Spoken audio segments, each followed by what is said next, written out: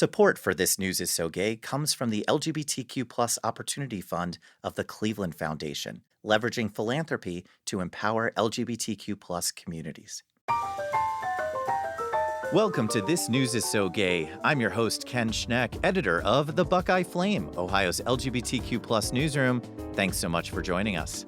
Kim Davis and marriage equality. We have to talk about it, but how much should the LGBTQ community really be worried? Yet another report was released from the Trump administration that appears to scrub LGBTQ data. What is missing and how important are those omissions? Native leaders are pushing back on gender-affirming care restrictions for tribal citizens. What does that pushback look like? And yes, queer joy. Where is our Reporters Roundtable finding it this week? Joining us this week to answer those questions and so many more, data and technology reporter for the 19th, Jasmine Mithani. Jasmine, welcome. Hey, y'all. Thanks for having me. I have it on good authority, Jasmine, that you can check all of our math. That's my job. I love it. Returning to This News is So Gay, but with an additional title, that of managing editor at the Sero project, Juan Micheal Porter II. Juan Micheal, welcome back to This News is So Gay. I'm so happy to take someone else's chance to speak to you, Ken. That's a good start. And finally, senior staff writer for the Buckeye Flame. I work there too, just on the other side of the wall from me, H.L. Comeriato. H, thanks for doing this. Hi, Ken. Thank you so much for having me. My partner in crime. Well, our LGBTQ Reporters Roundtable is now assembled, so let's dive in. Kim Davis and marriage equality. I actually debated whether we were even going to talk about this, but I feel like we have to. First, H, can you just give us the sketch on where we are at with this and maybe attempt to do so without mentioning that Kim Davis is indeed on her fourth marriage? Oh, Kim Davis. Kim Davis, former county clerk in Kentucky and major fan of the ankle-length skirt. She spent a few nights in jail in 2015 after she refused to issue a marriage license to a gay couple. Now Davis is back again, even though she's sort of become a villain in the LGBTQ community over the last decade. She's back in the spotlight again, appealing a $100,000 jury verdict for emotional damages and some attorney costs. But the important thing about that petition is that it actually challenges marriage equality itself. So the petition literally calls Obergefell egregiously wrong, calls for it to be corrected, and even says that it's quote-unquote legal fiction. So this could be a huge deal. It is very unlikely that the Supreme Court will choose to take this case up. There are 9 justices on the U.S. Supreme Court, as we know. We would need 5 votes for marriage equality to be overturned. It's unlikely, but it could happen, so we'll see. And that's the part that I really want to talk about, Juan Micheal, whether or not the media is fear-mongering on this. We actually had an LGBTQ equality organization here in Ohio send out a fundraising appeal just based on this Kim Davis case in a real, hey, you need to donate to us right now because we're in trouble. What's the chatter out there on whether or not this is fear-mongering? I think the chatter is that it is fear-mongering and that people are using it as an opportunity to fill their coffers instead of paying attention to issues that actually matter and lead to economic freedom for queer people. I will note that my colleague Kenyon Farrow, 2 years ago on the 8th anniversary of Obergefell being passed, actually wrote a piece saying that 8 years later, we're worse off. And the point there is that there was this idea that once we had marriage equality, suddenly everything would be the Wizard of Oz fabulous. We would have all of these rights, and that just did not happen. If anything, the marriage equality activists pulled back their resources and did not reinvest into the communities that were at large being overwhelmingly marginalized and harmed by society. And we can see right now that anyone who is uplifting marriage equality instead of the fact that our lives are at risk is kind of missing the plot and missing the point. I'll also note that, as HL noted, it takes a lot more for this to be rescinded, to be pulled back. It's not as simple as Kim, what's her face, snapping her fingers and saying, I hate the fabulous people, and now they don't get to have Mardi Gras marriages. I think we should also note that, again, While ceremonies are beautiful and important, they have not led to economic freedom or liberation for us. So, what are we really talking about?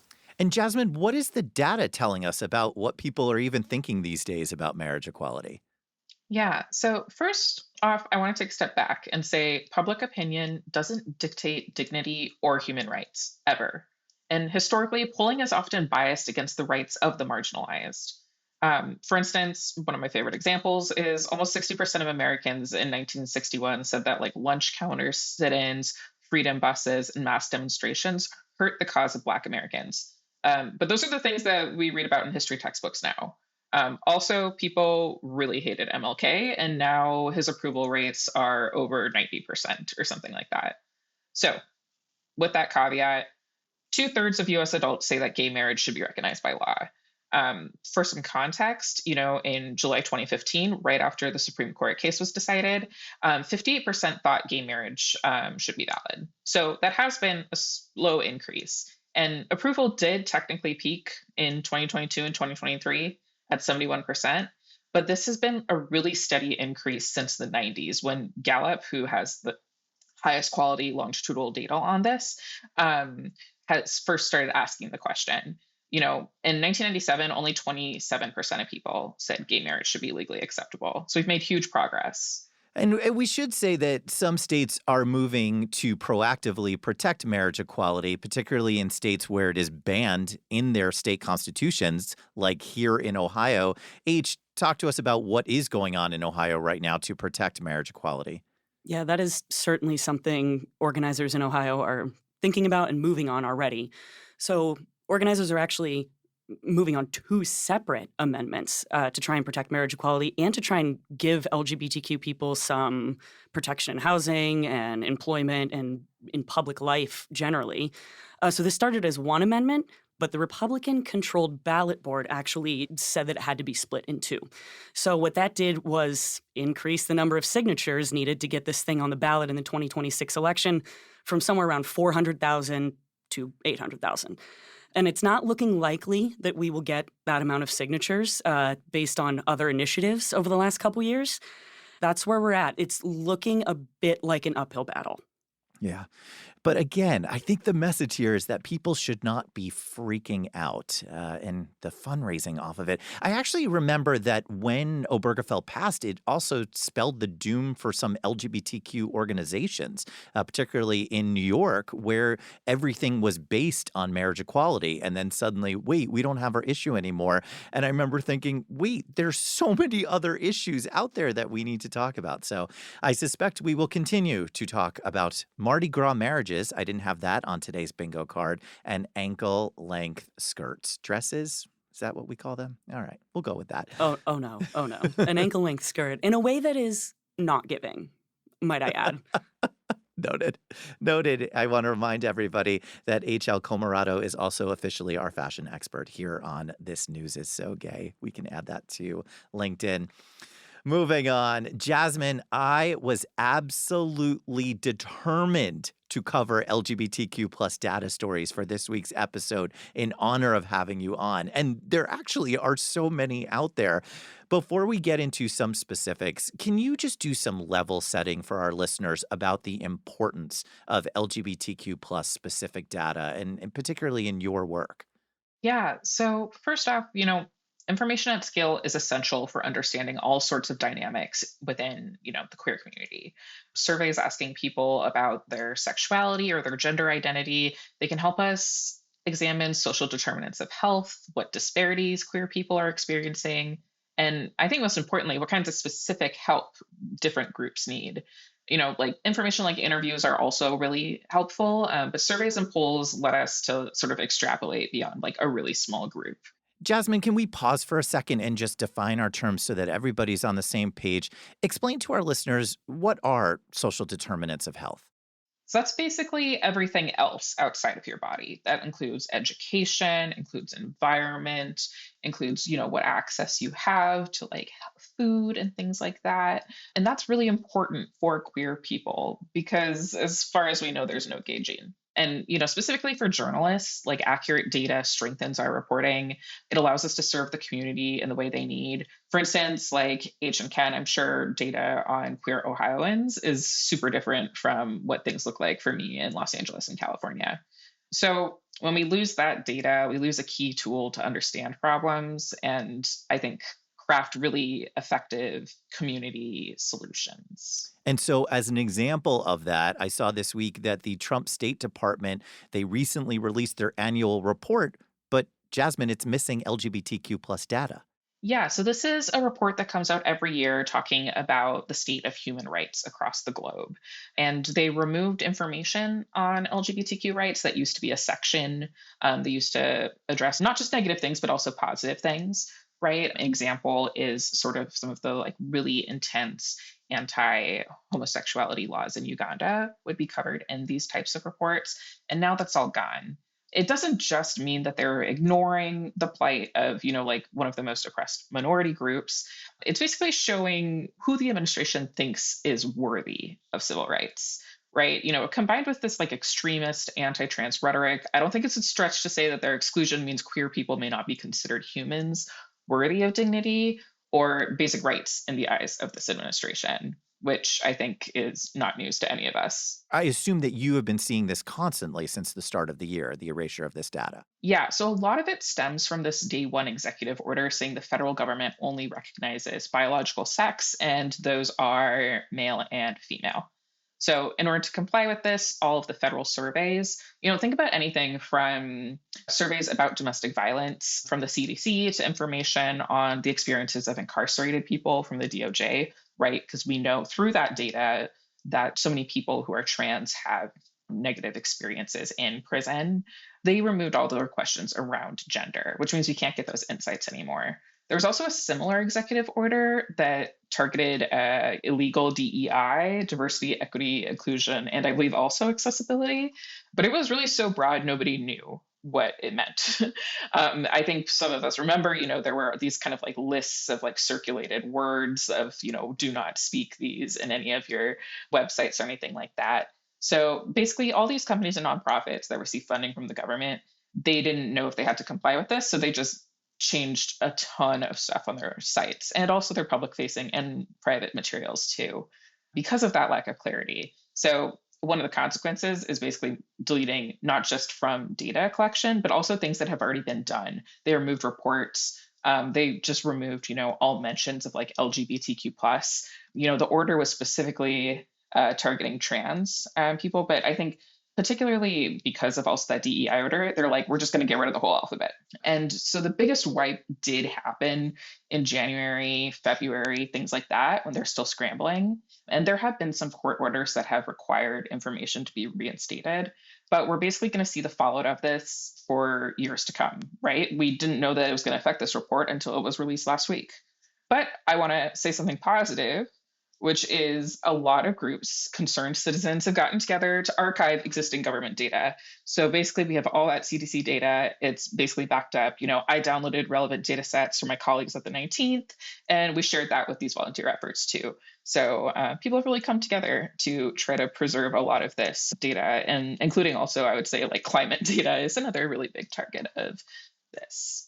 Well, we love seeing that preservation, but we're not just seeing an erasure in data, but also in the cultural realm as well. And if H is our fashion correspondent and Jasmine is our data correspondent, Juan Micheal, that makes you our dance correspondent. That was already established. And folks can't see because it's audio, but there was just a dance move that I feel, my, the leg. There's a lot happening. The leg, everyone. But yes, Juan Micheal, there's still... That was very impressive. That was impressive. There's still drama going on with the Smithsonian and censorship? Yes, and to set the ground for people, the Smithsonian is one of the largest, I would say, archives of history in the world, especially for the United States. And anything that's related to us that's relevant is stored there and archived for the future.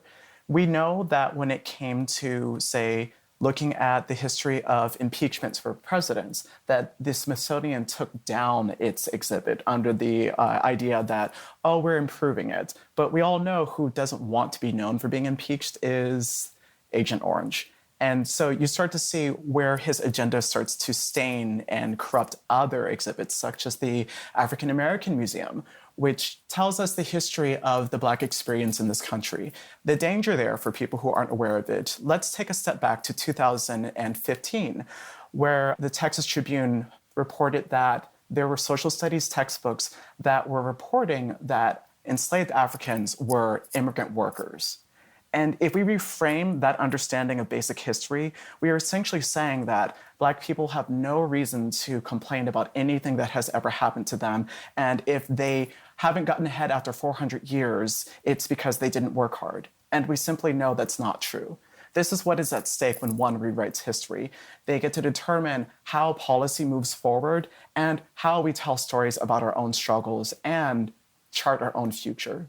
And if folks see examples of this erasure or just any other topics that you want us to cover here on This News is So Gay, you can drop us an email right on over to editor@thebuckeyeflame.com.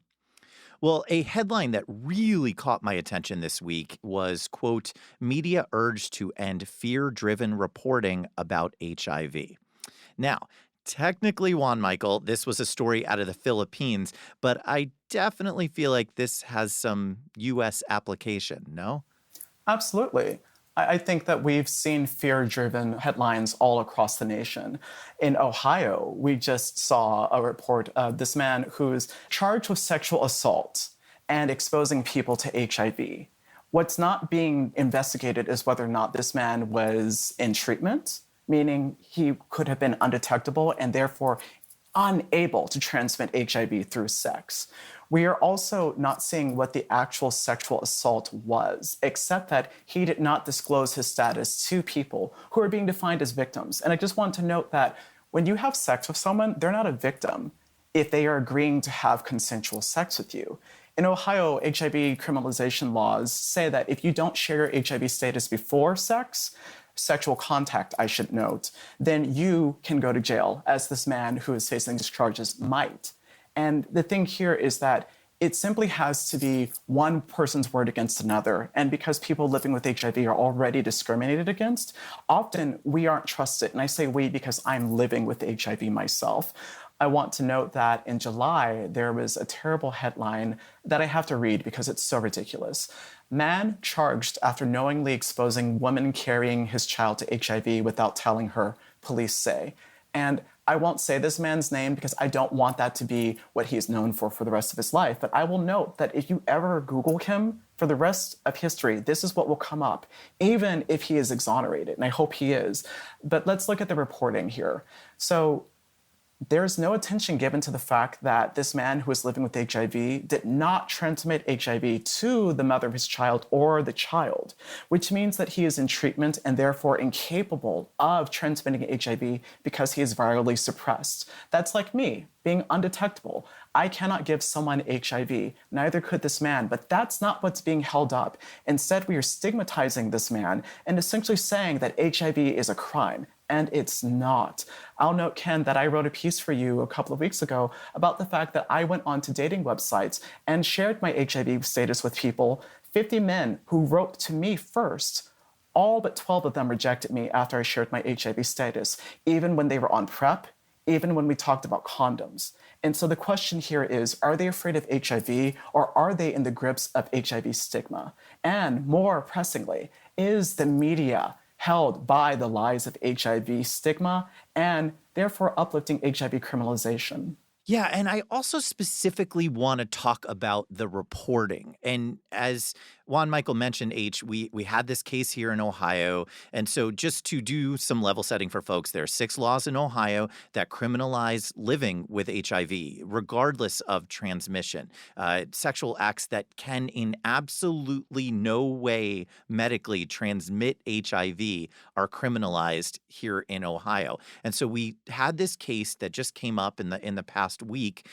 What did you make of the coverage of that case, H?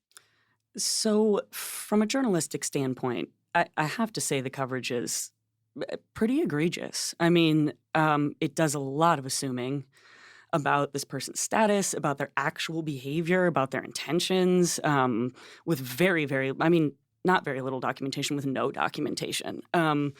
really skeptical. They brought in a legal expert that I'm just extremely skeptical about the language here.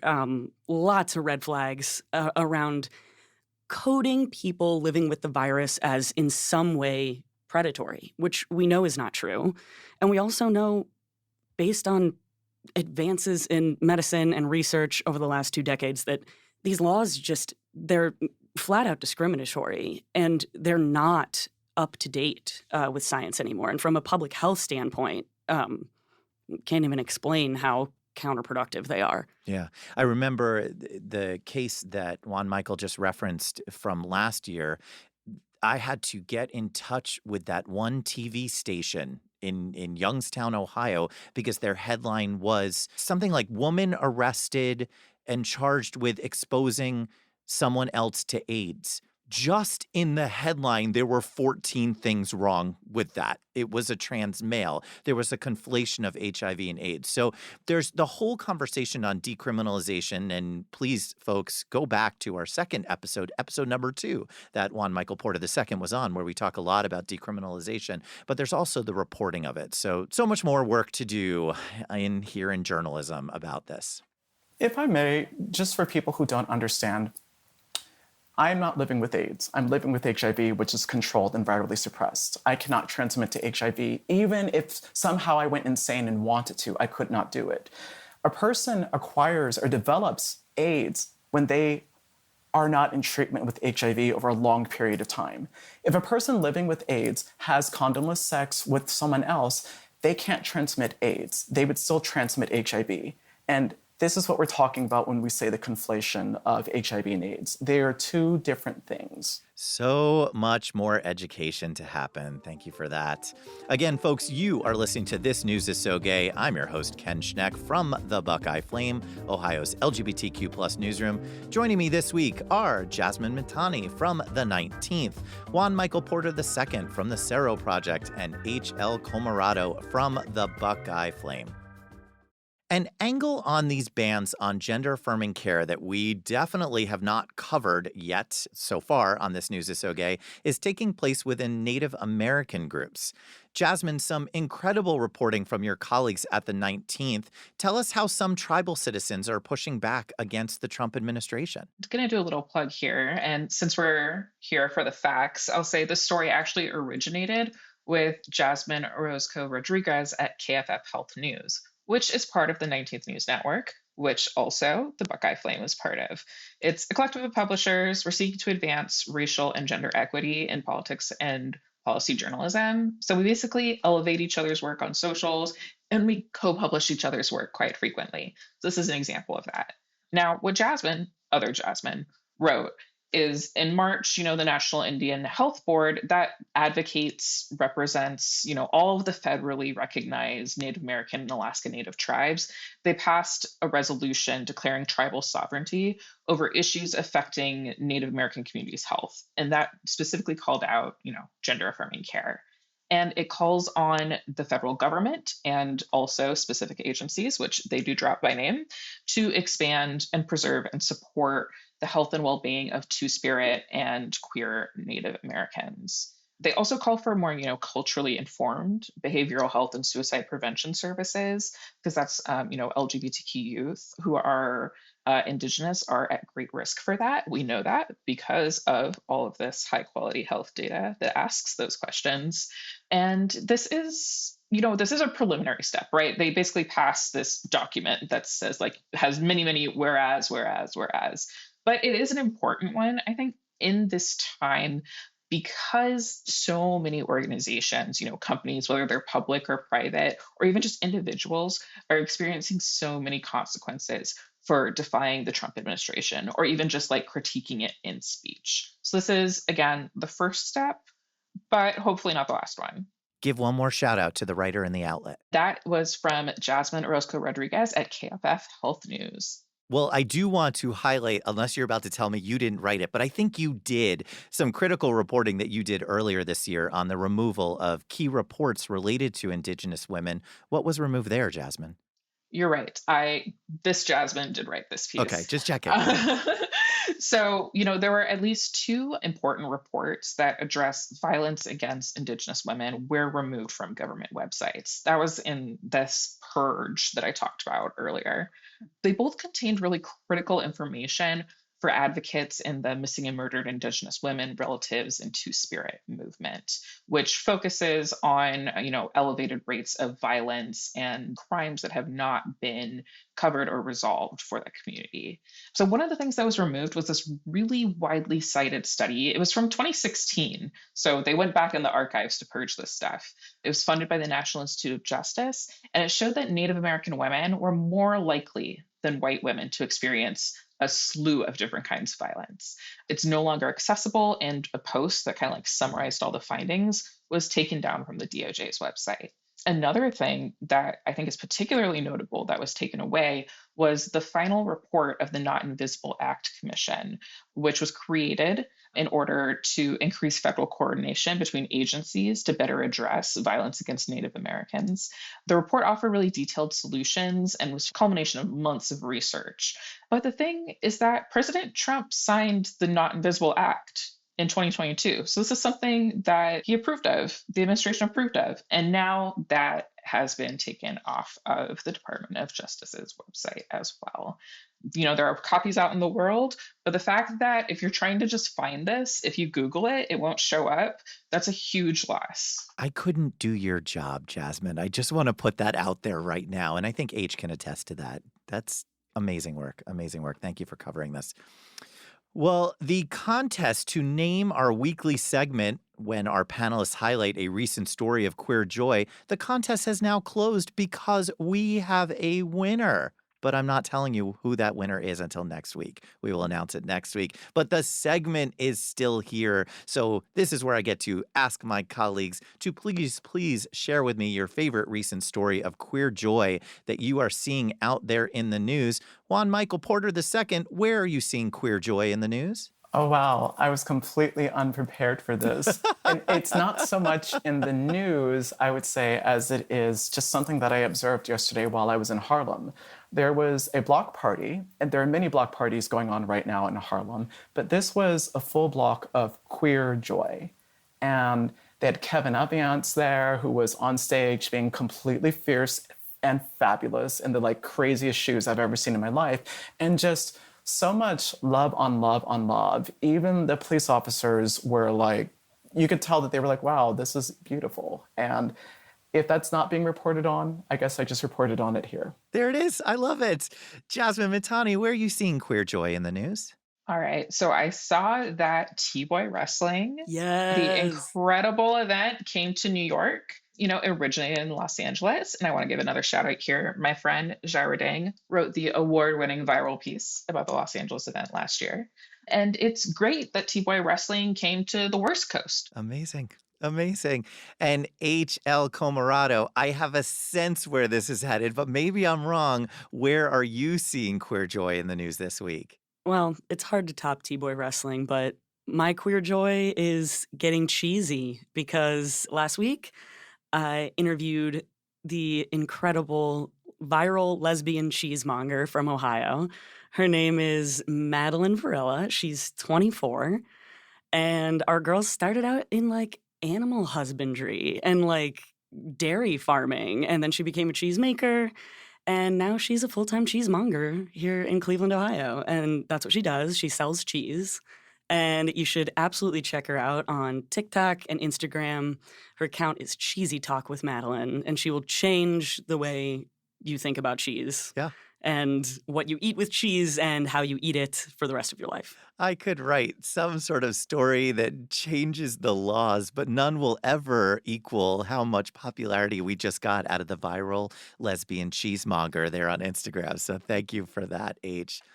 And finally, for our quick hit, President Trump has assembled his motley crew of honorees for this year's Kennedy Center Honors, a mishmash group of artists from Sylvester Stallone to Kiss to Gloria Gaynor, who hasn't, as of this recording, accepted yet. So we'll see what happens there. But let's take the opportunity to assemble our own list here. So for my colleagues, what LGBTQ plus artist would you throw into the mix for our very own Kennedy Center honors? Get it, Ken? That's me. Jasmine, Mithani, who are you throwing into the mix for our Kennedy Center honors? I think it's got to be for me, Tracy Chapman. Her work has been fundamental to folk and country. And are you even gay if you haven't sobbed through Fast Car at least once in your life? Now, because I know what's about to happen, H, who are you picking for the Kennedy Center honors? Baby, I'm picking the Midwest princess. I'm picking Chapel Roan. She's the queen of the Sapphic resurgence. It's her moment, and we love it. Jasmine, please know that Tracy Chapman was on the list here for H as well. So Tracy Chapman is a Clevelander. I was so scared somebody else was going to say Tracy Chapman. Thank you for calling on me first. No, I'm happy to. I'm happy to. You stole the Ohio answer, but it is what it is. Juan Michael Porter II, who are you throwing into the mix? It's actually Jinx Monsoon because of the wonderful interview she did with Z-Way where she absolutely demolished J.K. Rowling. I don't even know if he exists anymore after that. Yeah, might not. And I do want to remind our listeners that the correct answer was, again, the Indigo Girls. Thanks, everybody, for playing this week. I do want to hear what all of you are working on. H, let's talk about what you've got cooking up. What's coming up? Yeah, absolutely. Unfortunately, we've got some changes happening at HUD, and as an LGBTQ person, you might be a little less likely to have your housing complaint reviewed. That's unfortunate, right? That's the bad part. The good part is that we still have a lot of power locally in our housing and how we advocate for ourselves as LGBTQ people who want and need housing equality. So I'm doing a little piece on that, and we're going to help you understand how to interact with your landlord and how to stay safe in an ever-changing market that is not always easy to be in as an LGBTQ person. There it is. Juan Michael Porter II, what are you working on? So, as the managing editor at the Sero project, I should note that it's of Turn It Up, our magazine that focuses on incarcerated people, their families, and formerly incarcerated people. We are accepting pitches from people through August 27th. I'm already working on 5 different stories with our executive editor, Carrie Thomas, who is a formerly incarcerated man who was sent to prison for not disclosing his HIV status in Idaho. He is incredible. And I actually was in Cleveland at Edwin's, the restaurant that specifically focuses on formerly incarcerated people and empowering them. And I have to say, I went twice, and it was amazing that there was a young man there who was all about the business, and then there was an older man who forgot our order, was so charming, joked us, pulled pranks on us, and felt so free because he was free. And that's something that we don't see for people who are formerly incarcerated all the time. I'll also note that I just finished working on a big campaign with Positive Women's Network, the Celebrate and Honor Black Women in the HIV Movement campaign that went live today. So please head on over there and give all the love and flowers to the 4 Black women who are living with HIV and the 1 Black woman who isn't living with HIV who was honored this year. It's incredible work, and I love them for raising up incredible leadership. Amazing. I do want to highlight that Juan Michael Porter II did not take me to Edwin's either time that he went. Juan Michael, I would like to know why that is. I will take your answer off the air. Jasmine, Mithani, what math are you mathing? What's coming up for you? Well, I actually have something on the tech side of data and tech coming up. I'm working on a story about how age verification laws in the US are impacting adult industry workers, especially the queer and trans people behind the scenes. And if you haven't heard about age verification laws, those are the laws that are making Pornhub ask for you to upload your ID or do a face scan to prove that you're over 18. Ohioans, this is coming to you September 29th. Important stuff. Amazing roundtable, my friends. I want to thank this week's panelists, Jasmine Mithani from the 19th, Juan Michael Porter II from the Sero Project, and H.L. Comeriato from the Buckeye Flame. Thanks, you 3, for joining me this week. Thank you so much for having us, Ken Schneck. Thank you, Kenny. Thank you. Again, I'm Ken Schneck, editor of the Buckeye Flame, and that is all we have time for this week. If you liked this episode of This News is So Gay, please share it with a friend, rate and review it on your favorite podcasting app, and subscribe so that you do not miss out on our next episode. In the meantime, read LGBTQ plus news, share the stories of LGBTQ plus reporters, and support the work of LGBTQ plus newsrooms. Until next week, friends.